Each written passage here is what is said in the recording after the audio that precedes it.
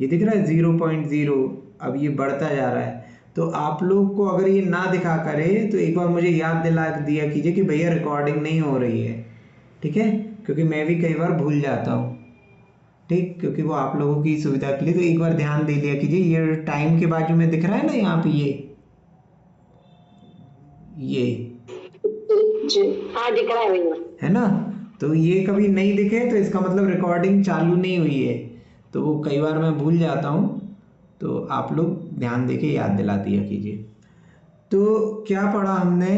हमने पढ़ा सूत्र क्रमांक 68 व्यंजन संधि का। इसमें कह रहे हैं वर्ग के प्रथम वर्ण के बाद स्वर हो अथवा घोष हो।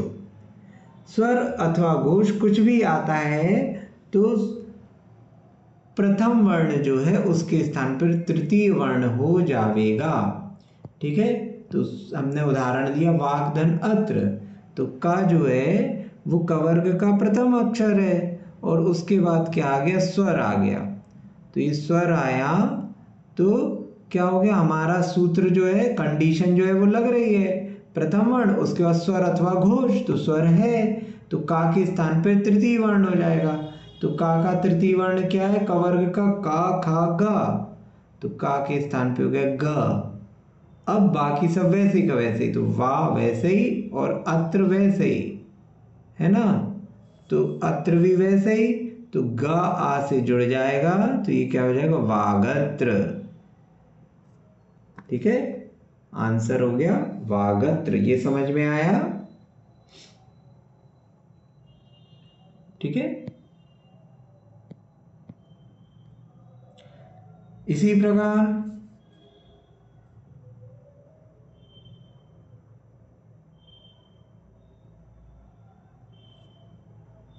षट धन आवश्यक, षट धन आवश्यक, गृहस्थ के 6 कार्य होते हैं जो उसे प्रतिदिन करना चाहिए, तो उनको कहते हैं षट आवश्यक। तो अब यहाँ पे क्या हो गया? यहाँ पे टा है। टा क्या है? ट वर्ग का प्रथम अक्षर है। टा ठा डा ढ णा, तो ट वर्ग का प्रथम अक्षर ये हो गया। इसके परे आ गया स्वर, तो टा के स्थान पे क्या हो जाएगा? टा ठा ड ड सॉरी ड, ठीक है। तो बाकी पूरा वैसे का वैसे ही लिख देंगे, षड आवश्यक। तो ये हो जाएगा षडावश्यक,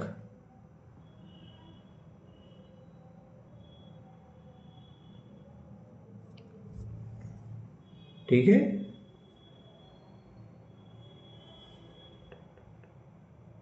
क्लियर है ये? जी भैया। इसी तरह अगर हमने लिया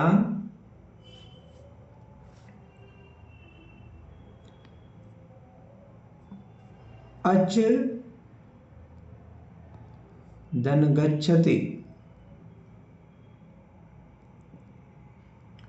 तो यहाँ क्या है? चा प्रथम है और गा क्या हो गया? घोष हो गया, तृतीय वर्ण है। तो प्रथम के परे घोष है, तो यहाँ क्या हो जाएगा? प्रथम के स्थान पर तृतीय, तो चा छा जा, तो अज, और गच्छति वैसे का वैसे, अज गच्छति, ठीक है। तो इस प्रकार ये हो गया आपका सूत्र क्रमांक 68, ठीक। आगे चलें। जैसे जैसे अज गच्छति है तो इसका शब्द माने मतलब क्या है? वर्ड का वर्ड का मतलब क्या है? गच्छति तो है ही, क्या है सामान्य से। अब यहाँ पे क्या है कि यहाँ पे पूरा शब्द ना लेके उदाहरण के तौर पे अभी दिखाया जा रहा है कि ऐसे हो जाता है, ठीक है। ठीक है, हाँ ठीक है।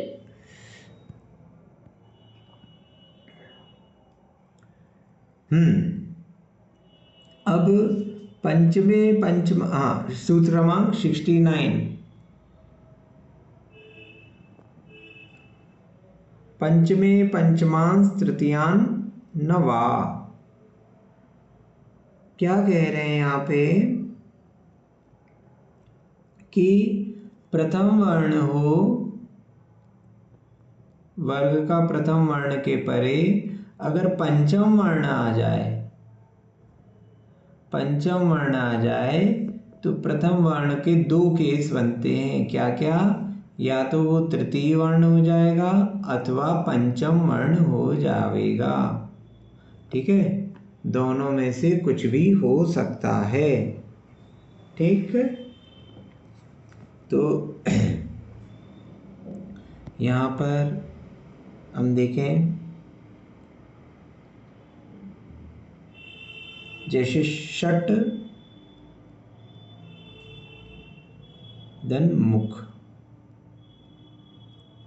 ठीक है, तो टा जो है वो ट वर्ग का प्रथम अक्षर है और माँ जो है वो पंचम अक्षर है प वर्ग का। तो टा के स्थान पे दो चीजें हो जाएंगी, या तो तृतीय होएगा अथवा ये पंचम होएगा। तो ये तृतीय होएगा तो क्या हो जाएगा? टा ठा डा, और पंचम हो जाएगा तो क्या हो जाएगा? टा ठा डा डा ण। तो क्या केस बनेंगे इसके? षडमुख या षण्मुख। ठीक है, दोनों में से कोई भी बन सकता है। ठीक है, अब इसी में इसका एक्सेप्शनल केस आता है 70। ये समझ में आ गया यहाँ तक? हाँ हाँ बोलिए। नहीं, जैसे प्रथम वर्ड के धन पंच वर्ड आए तो ना, हाँ तभी आएगा तृतीय पंचम ना। हाँ, प्रथम जैसे वर्ण के बाद आपने, हाँ, जैसे कोई भी स्वर या घोष का पंचम आए प्रथम स्वर वर्ड का के साथ। पंचम नहीं, पंचम तो केवल 5 ही होते हैं, गा या नहीं नहीं, हाँ मैं वो समझ रही हूँ आपकी बात। जैसे आपने ये जो सूत्र लिखवाया है प्रथम वर्ड प्लस पंचम वर्ड, तो इसका मतलब ये हुआ ना कि प्रथम वर्ड हमारा जो भी है च वर्ग जो भी है क वर्ग सबका, और उसके साथ स्वर या घोष का पंचम वर्ड है। देखिए स्वर में पंचम वर्ण कहाँ से होगा? नहीं, स्वर में नहीं। अच्छा, नहीं वो तो नहीं। जैसे आपने अभी इसमें मुख बोला है ना, ये देखिए एक मिनट, हमारे 5 वर्ग हैं, कवर्ग, चवर्ग, टवर्ग, तवर्ग और पवर्ग, है ना? जी हाँ, तो वर्ग का पंचम आए का खा ग घ ग, है ना? तो ये पंचम कहलाता है। तो कवर्ग का पंचम, ये तो ये पांचों पंचम है, गा या णा ना मा, कवर्ग के, चवर्ग के, टवर्ग के, तवर्ग के और पवर्ग के, और ये प्रथम है का चा टा ता पा। तो इनके परे इनमें से कोई भी हो तो अपने वर्ग का पंचम हो जाएगा। कवर्ग का पंचम क्या था? गा था। टवर्ग का पंचम क्या है? णा है ना? टा ठा डा ढा णा। तो अपने वर्ग का पंचम हो जाएगा, तो टवर्ग क्या हो जाएगा? णा हो जाएगा। ठीक है, आगे वाला पंचम, हाँ ये षण्मुख जो लिखे हैं इसमें हलंत लगा के भी लिख सकते हैं क्या? जो संधि आप किए हैं कहाँ पे? ये षण्मुख के बाद लिखे हैं ना, षण्मुख। हाँ हाँ, ये हाँ, उसको हलंत लगा के भी लिख सकते हैं। वो एक ही बात है, वो लिखने का तरीका ही अलग अलग है ना? ठीक है, ठीक है, तो ये वाला सूत्र समझ में आया कि प्रथम वर्ग के बाद पंचम वर्ग, प्रथम वर्ण कितने हैं? 5 हैं। पंचम वर्ण कितने? 5 हैं, है ना?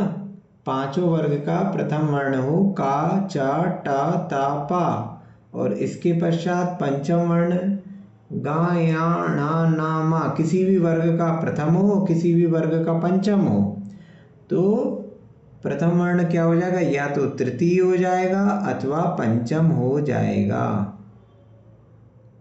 ठीक है, तो दो आंसर आएंगे इसमें। समझ में आया ये? कोई प्रश्न? नहीं भैया। ठीक है, अब इसका एक्सेप्शनल केस, इसका अपवाद क्या है कि भैया पंचम वर्ण तो आ रहा है प्रथम के आगे, लेकिन एक केस बन गया क्या कि 70वां सूत्र कह रहा है कि प्रथम वर्ण के बाद पंचम आए, लेकिन वो पंचम क्या हो, प्रत्यय संबंधी हो।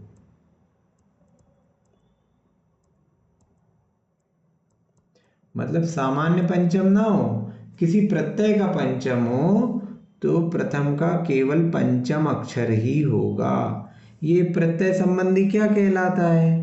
तो ये प्रत्यय बहुत सारे हम आगे पढ़ेंगे अभी, जैसे मात्र, मयठ, है ना, वांग्मय, तो मय प्रत्यय लगा हुआ है, और क्या कहते हैं आपके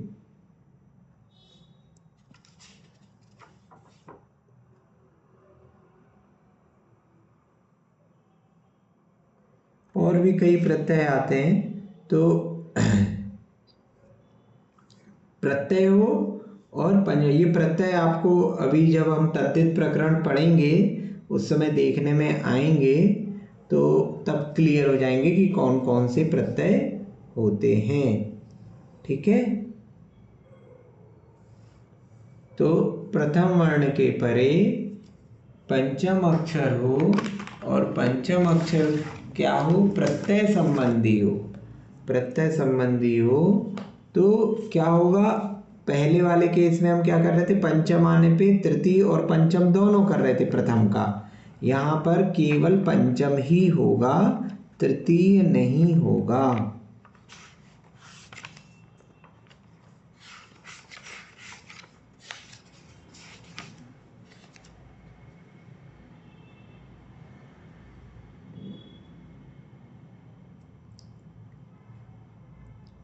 ठीक है, कोई प्रश्न इससे संबंधित? ये जी मात्र मयट क्या लिखा हुआ है? ये प्रत्यय है, ये प्रत्यय, मयट भी प्रत्यय है, मय रहता है ये। भैया जी एक फिर से एक बार समझा के बताइए। देखिए लाइट वेट है ना, तो बीच में डिस्कनेक्ट होता हुआ। प्रथम अक्षर हो, प्रथम अक्षर का मेल किससे हो रहा हो, प्रथम अक्षर का मेल हो, प्रथम अक्षर हो, उसके पीछे पंचम हो, तो ये तो आपका नियम क्रमांक 69 था, 69। इसका अपवाद है 70 कि अगर ये पंचम अक्षर प्रत्यय संबंधी हुआ, प्रत्यय संबंधी कुछ प्रत्यय होते हैं जैसे मात्र, मयट, ऐसे बहुत सारे प्रत्यय होते हैं, उनकी लिस्ट आएगी आगे।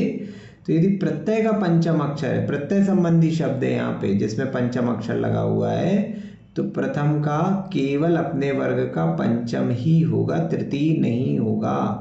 69 में क्या पढ़ रहे थे हम कि तृतीय या पंचम कुछ भी हो जाएगा, यहाँ पे हमने पढ़ा था तृतीय या पंचम कुछ भी हो जाएगा, लेकिन यहाँ क्या कह रहे हैं, सिर्फ पंचम होगा, सिर्फ पंचम होगा, तृतीय नहीं होगा। ठीक है, तो जैसे षट मात्र, तो यहाँ क्या हो जाएगा, षण्मात्र। ठीक है,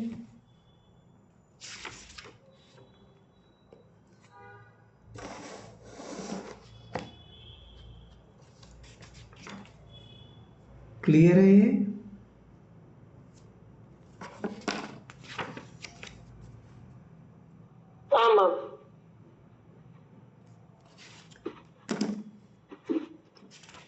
यहाँ पर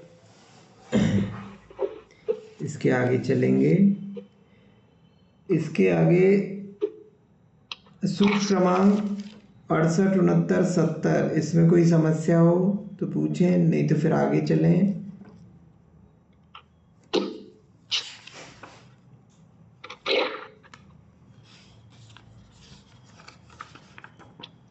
ठीक है, वैसे ये सूत्र सभी हो चुके हैं आप लोग के पहले।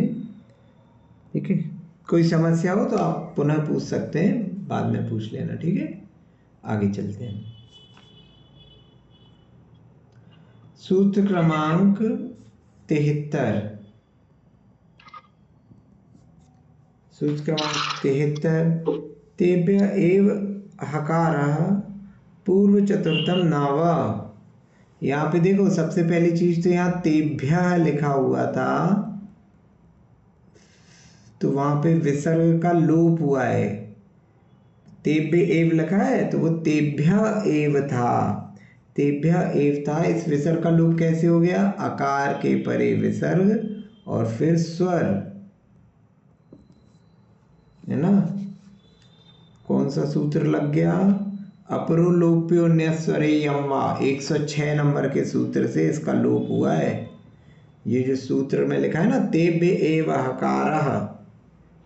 ठीक है, अब हमें कैसे समझ में आ गया कि यहाँ पे लोप हुआ है? यदि विसर्ग का लोप नहीं हुआ होता तो तेभ्य के बाद एव था, तो उसकी संधि करते, या और ए ये दोनों जुड़ते तो यही हो जाता, एकारे ऐ ऐकारे चा सूत्र से। लेकिन उन्होंने संधि नहीं की, है ना, संधि नहीं की, एव और तेव्य अलग अलग लिखा है, इसका मतलब इनके बीच में से विसर्ग का लोप हुआ है। ठीक है, तो तेभ्य एव। ठीक, समझ में आए? सूत्र में संधि देखिए अपन ने, क्लियर है? ठीक है, अब इस सूत्र का अर्थ देखते हैं। क्या कह रहा है ये सूत्र 73 नंबर का? ये सूत्र ये कह रहा है कि प्रथम वर्ण हो, ठीक है, प्रथम वर्ण हो वर्ग का, उसके पश्चात यदि हकार है, हकार मतलब हा, उसके पश्चात यदि हकार है तो क्या होगा? हकार को चतुर्थ अक्षर हो जाएगा, चतुर्थ वर्ण या चतुर्थ अक्षर जो भी कहना चाहें हो जाएगा। ठीक है, प्रथम वर्ण के बाद हकार हो और हकार के तो हकार को चतुर्थ अक्षर हो जाएगा। ठीक है, कैसे हो जाएगा? विकल्प से होगा, अर्थात हो भी सकता है और नहीं भी हो सकता। विकल्प से होगा अर्थात ये नियम लागू हो भी सकता है और नहीं भी हो सकता। तो जैसे यहाँ पे लिखा है वाक धनहीन, वाक धनहीन लिखा हुआ है, तो ये का हो गया प्रथम और ये हा हो गया। तो अब यहाँ पे दो केस बनेंगे। क्या क्या बनेंगे? कि हा या तो हा ही रहेगा, अथवा हा क्या हो जाएगा? का खा गा घा चतुर्थ हो जाएगा। दोनों में से एक चीज होगी। तो क्या हो जाएगा? देखो यहाँ ध्यान रखना, का में परिवर्तन नहीं हो रहा है, हा में परिवर्तन हो रहा है। हा को चतुर्थ करना है, तो अब क्या हो जाएगा? यदि वैसे ही का वैसे ही है तो ये रहेगा वाक धनहीन। ठीक है, तो फिर सूत्र क्रमांक 68 लग जाएगा। 68 से क्या हो जाएगा? वर्ग के प्रथम अक्षर के बाद अगर घोष हो तो तृतीय अक्षर हो जाता है, तो ये हो जाएगा वाकहीन। ठीक है, वाघहीन। और यदि घा कर देते हैं तो यहाँ क्या स्थिति बनेगी? वाक धनघीन। तो यहाँ पे भी 68 नंबर का सूत्र लग जाएगा, है ना। का खा गा घा, हा के स्थान पे घा किया, तो अब प्रथम के बाद घा क्या है? घोष है, तो घोष हो तो क्या हो जाएगा? ये तृतीय हो जाएगा, तो वाघीन। तो वाघहीन और वाघघीन, ये इसके 2 उत्तर होंगे।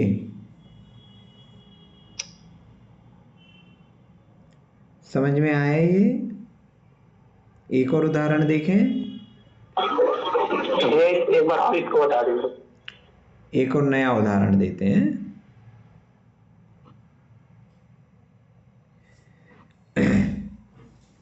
जैसे हमने लिया अच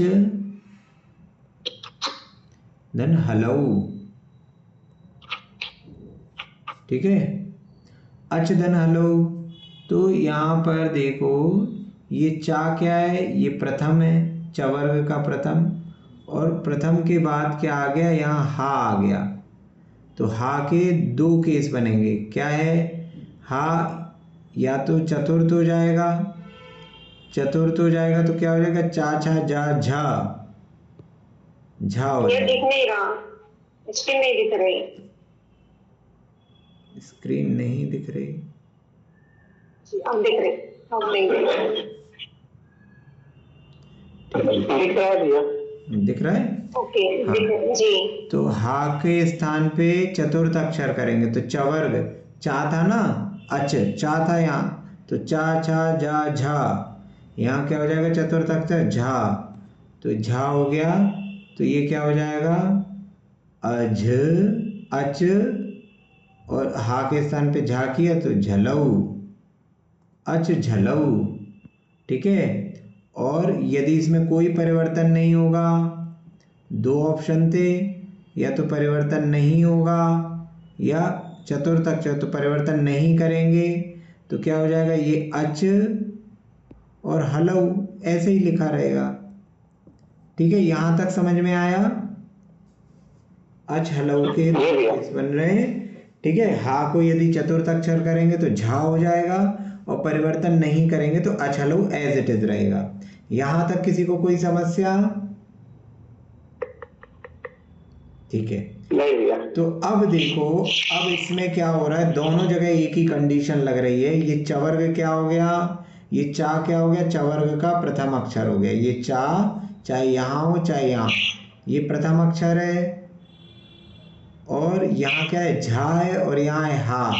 ये दोनों ही क्या है, घोष हैं, झा भी घोष है और हा भी घोष है। तो प्रथम अक्षर के परे घोष हो तो प्रथम का क्या हो जाता है, तृतीय अक्षर हो जाता है। कौन से सूत्र से, जो व्यंजन संधि का पहला सूत्र है, सूत्र क्रमांक 68। सूत्र क्रमांक 68 क्या कहता है कि प्रथम अक्षर के परे स्वर या घोष हो तो प्रथम अक्षर के स्थान पे तृतीय अक्षर हो जाता है, यही कहता है ना। तो यहाँ चा के स्थान पे क्या हो जाएगा, तृतीय अक्षर दोनों जगह, तो चा छा ज, तो यहाँ क्या हो जाएगा, ज, तो ये क्या हो जाएगा, अज झलऊ अथवा अज हलऊ, अझलऊ अथवा अज हलऊ। समझ में आया? जी भैया, एक बार बस जूम आउट करेंगे क्या?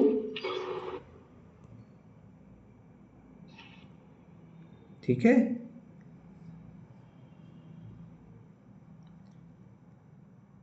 झलऊ और हलऊ 2 हो गए। झलऊ कैसे हो गया, चतुर्थ अक्षर किया तो झलऊ, और परिवर्तन नहीं किया तो हलऊ, और प्रथम अक्षर के परे घोष आ रहा था तो 68वें नंबर का सूत्र तो लगना ही लगना था।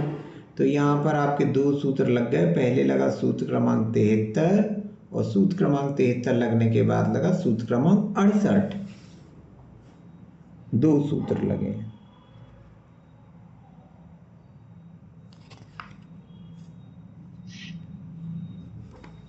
ठीक है भैया। हाँ, आपने बोला कि जो हा है ना, हलऊ, उसका चौथा वर्ण झा, मतलब वर्ग का चौथा अक्षर लगेगा। तो हा का चौथा झा कैसे हुआ? वो प्रथम जो यहाँ पे प्रथम है ना, यहाँ क्या था, अच्छा, उसका चतुर्थ। ओके ओके, उसका चतुर्थ लगेगा।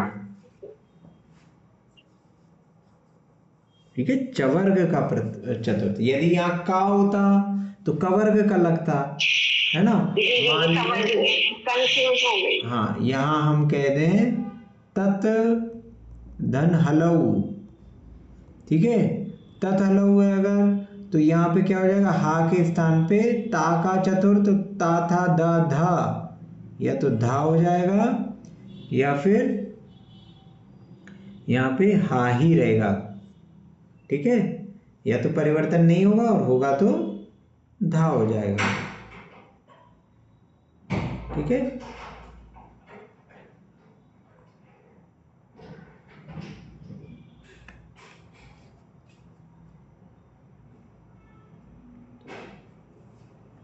क्लियर है यहां तक? कोई प्रश्न किसी को? ठीक है, तो ये आपके आज हमने 4 सूत्र किए। इसके आगे अभी इसलिए नहीं ले रहे कि आप लोग ज़्यादा कंफ्यूज ना हो। कल हम पढ़ेंगे सूत्र क्रमांक 74, ये आपको देखना है। इसके पश्चात पढ़ेंगे सूत्र क्रमांक 78, ये आपको देखना है। 81, 82, 83। ठीक है, ये 5 सूत्र आपको देखने हैं। 74, 78, 81, 82, 83, ये 5 सूत्र आप लोगों को देखने हैं। फिर कितने बचेंगे? 1, 2, 3, 4। ठीक है, तो ये 5 सूत्र हम कल देखेंगे। इनका रिवीजन आप लोग कर लीजिएगा।